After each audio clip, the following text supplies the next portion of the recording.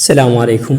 بهذا الفيديو جبت لكم برنامج جدا جميل مفيد لمعرفة عدد الأشخاص المتصلين بالراوتر، ويمكن أيضا حظر الأشخاص المتصلين بالراوتر من دون علمهم. يعني الشبكة موجودة عنده لكن ما يتوفر انترنت، متصل بالراوتر بس ما متوفر عنده انترنت. هذا هو البرنامج مثل ما تلاحظون، التيثر. اضغط عليه.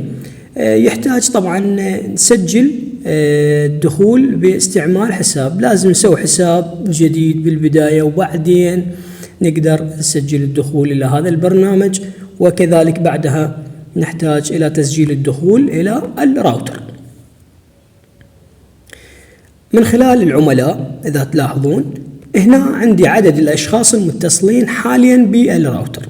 مثلا هذا الجهاز اختاره.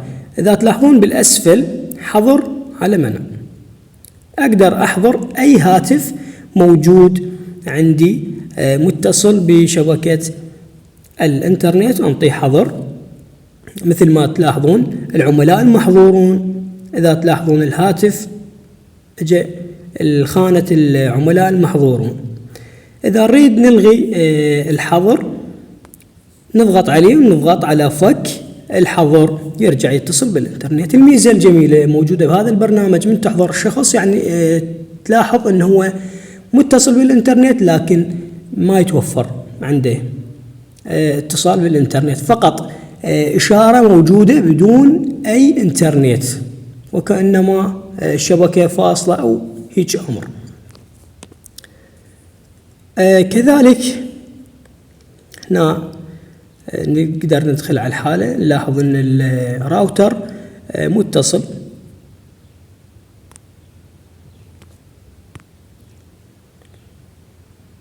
ونقدر نغير منه كلمة السر، ايضا ممكن نغيرها.